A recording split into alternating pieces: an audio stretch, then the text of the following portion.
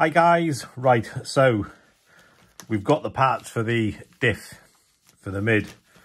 As far as I'm aware, it's just these three parts will make up one diff, I think. So with the front, it looks like, with this one, it looks like you get the front and the rear.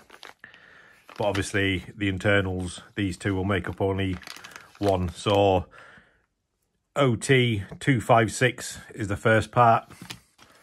OT224B and OT222.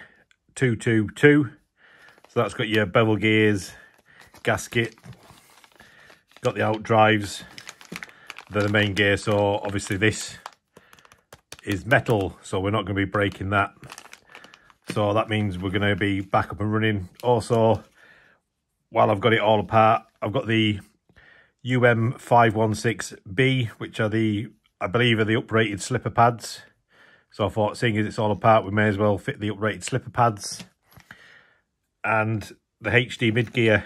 So I've no idea, but obviously it's a lot lighter because I'm adding the metal rear. The rotating mass is going to be a lot more. So that's OTW140.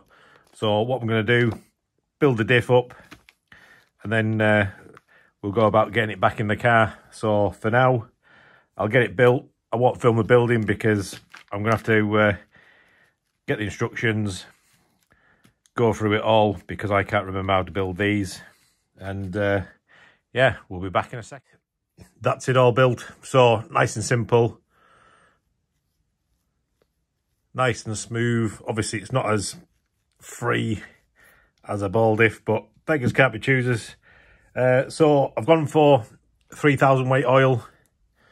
It's a starting point. I'll probably not even change it unless it's really bad. Go lighter on the oil, but we can run it because got that nice metal bit. So got some of the fet grease left. There'll be enough in there just to coat that gear. So this little option part, it replaces the counter gear. Let's get that out. And yeah, I mean, that is a hefty piece of gear in there. It's all the same, I'm guessing, 43. So yeah, so that's going to help eliminate some of the rotating mass that we're gaining from going to the gear diff. Whether this would be a benefit to run in the World Championship edition with the ball diff, whether that would be a little bit more gentle on the diff, I've no idea. I will go back to the ball diff at some point, but for now, just want to run it. So yeah, we'll be fitting on that part. In the bag as well, you get two of the clips that go on the inside, so your bearing goes on, and then that sits on this side. You've got a little groove just on the inside, just in there. It won't come up. I've not got the best light at the moment. It's gone pretty dark at the moment. So we'll start getting all this fired on. So the teardown was pretty intense. That's what we're looking now. So a lot of people that have the Cat XLS, you'll know that getting the rear diff isn't the easiest, and to be honest, this is just as hard, if not harder. So we shall start the rebuild, and then I'll come back and hopefully we'll have a built car. Fingers crossed. Right, we are all back together. So all we need now is some nice weather. What I have done, I've cut these little notches out just for the top of the shock, because I noticed it probably won't show, but it was pushing up on the wing. So just a little bit of clearance there, but that's it. All back together and ready for this weekend, which, please be nice. It's not looking like it's going to be nice, to be honest. But yeah, so tyre wise, like I say, we're on grass. So on the rears, ballistic buggy greens, got these glued up. We had these on last time, they were fine.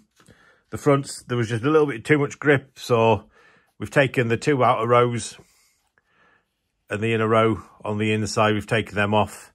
It had just enough steering, it wasn't hindering its grip or the grip roll, which is what I was experiencing.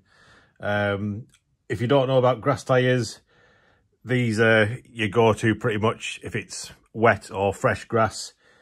And then as the day goes on, you've got your classic Schumacher mini spikes. So I've got a set of these, which are glued up now. And to go on the front, I'm trying something different. So I've got some mezzos. So the mezzo can work on the back. So if you only run on Astro and you've got mezzos for the back of your car, they can work on grass. Obviously, the main thing is that your mini spike's got more spike on the side. The mezzos don't, but generally, even a lot of the times, if the grip's quite high on grass, you're going to cut the outer row, maybe even the next outer row off, just to stop your grip roll. So I've got these to try up on the front. They should be all right. They may, because the spikes are so close together, they may just clog up. I don't know.